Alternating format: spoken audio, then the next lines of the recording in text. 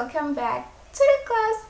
So, di grammar series yang pertama ini kita bakalan belajar tentang simple present yang paling sering disebut-sebut dalam bahasa Inggris.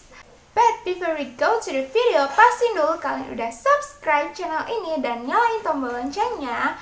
Aku hitung dari 5, 5, 4, 3, 2, 1. So without further ado, let's get started. Tapi sebelum ke materinya, pastiin dulu kalian udah nonton videoku yang judulnya Part of Speech. Karena di video tersebut aku jelasin tentang jenis-jenis kata yang akan sangat membantu kalian saat kalian membuat sebuah kalimat. So let's go to the use of simple present tense. Kapan kita menggunakan simple present tense ini? Ada 3 condition kita menggunakan simple present tense. Yang pertama yaitu the action is happening right now. I feel great. Nah, the action is happening right now ini maksudnya kegiatan atau aksi tersebut terjadi saat itu juga.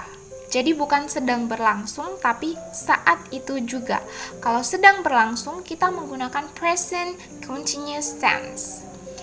And then the second, the action happens regularly. Artinya aksinya atau kegiatannya berulang-ulang. Terjadinya tuh berulang-ulang atau dilakukan secara berulang. She goes to the library every Saturday. Nah, kita bisa mengenalinya karena ada kata every atau usually. To state the fact. Untuk menyatakan sebuah fakta. The sun rises from the east. So, can you guess what is the difference between these two sentences? Yap, perbedaannya ada di go and goes. I go to the library every Saturday. She goes to the library every Saturday. Go dan goes di sini artinya tetap sama, yaitu pergi. Nah, tapi kenapa ya di sini go dan ini goes? Ini jawabannya. Subjects and auxiliary. Nah, dalam sebuah kalimat kita menggunakan subject, verb, complement atau object.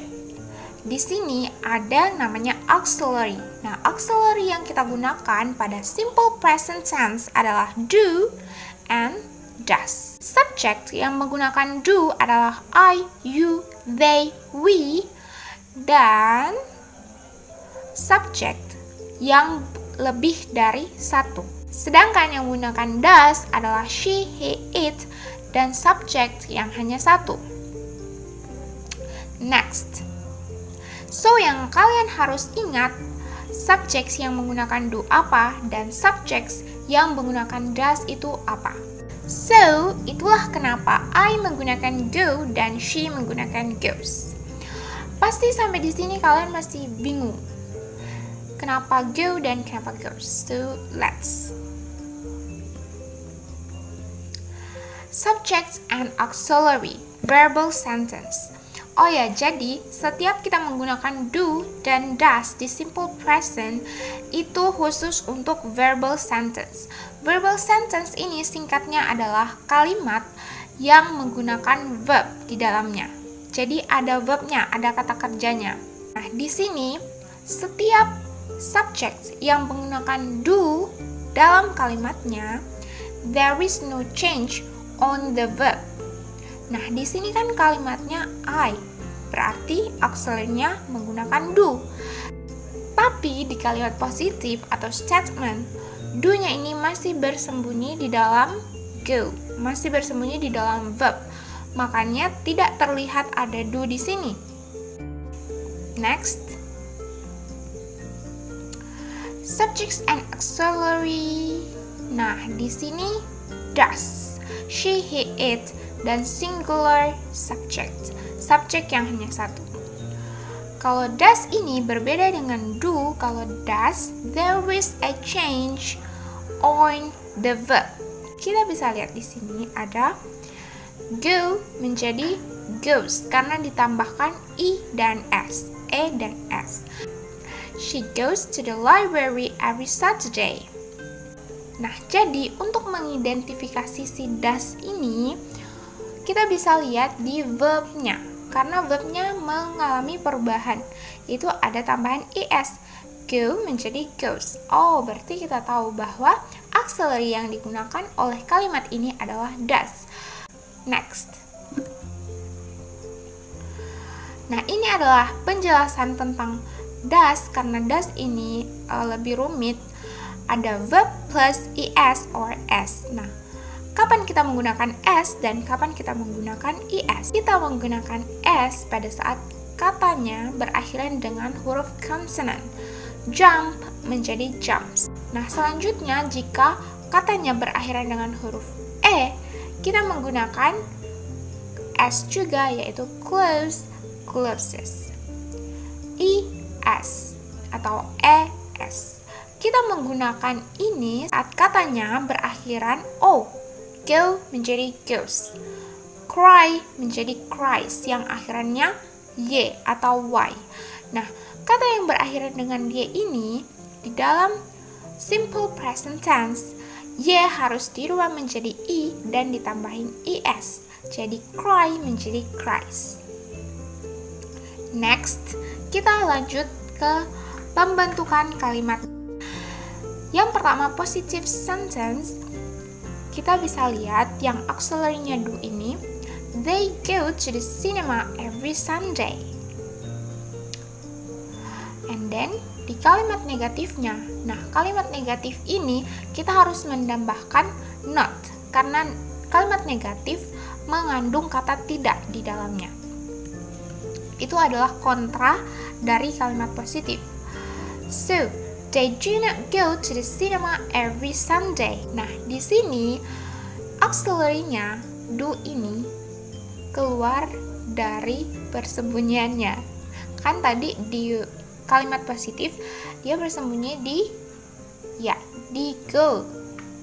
Sekarang dia keluar, dan karena kalimat ini adalah kalimat negatif, kita harus menambahkan not. They do not go to the cinema every Sunday. Atau kalau do not-nya disingkat menjadi they don't go to the cinema every Sunday. Lalu, kalau kita mau membuat interrogative sentence. Interrogative sentence di sini sangat mudah karena kita tinggal menempatkan do ini di depan. Lalu sisanya kita mengikuti yang positive sentence. Do they go to the cinema every Sunday? Next, does Mutia visits the museum every month. Nah, di sini kita bisa lihat visits. Berarti auxiliary-nya adalah does. Next, sama seperti do, di kalimat negatif does-nya itu keluar dari persembunyiannya dan ditambahkan not setelahnya. Mutia does not visit the museum every month. Atau kalau does not-nya disingkat menjadi doesn't. Mutia doesn't visit the museum every month. Selanjutnya, interrogative sentence. Nah, kita hanya perlu menempatkan si does ini di depan. Lalu, Mutia visits the museum every month. Tapi di sini tidak sama dengan di kalimat positif karena visit di sini tidak menggunakan s lagi karena udah ada does. Jadi yang perlu diingat kalau kalimatnya sudah mempunyai does, tidak usah menambahkan s atau is di akhir kata kerjanya. So, kalau kalian sudah mengerti, kalian bisa lanjut. Tapi kalau kalian belum mengerti, please repeat this video from the beginning karena kita bakal bahas lagi yang lain. So, next. Nah, tadi di awal do and does aku sempat mention verbal sentence. Nah, verbal sentence di simple present ini menggunakan do dan does sebagai auxiliary. Di mana verbal sentence Apa tadi yang aku bilang? Yep, menggunakan verb di dalamnya. Lalu bagaimana jika kita mau bilang sesuatu dengan simple present tense tanpa menggunakan verb? Nah, ini dia. Coba kalian lihat di mana perbedaan dari 3 kalimat ini. Yap, ada perbedaan di to be-nya, is, am, are. Aku yakin kalian sering banget dengar is, am, are ini. So, mari kita lihat pembagiannya. Nah, subjects and to be. Kalau tadi subjects and auxiliary, ini subject and to be. Yang dimana subjects and to be ini digunakan di nominal sentence. Nominal sentence ini singkatnya adalah sentence atau kalimat yang tidak ada verb di dalamnya. Biasanya kita ingin memperkenalkan seseorang.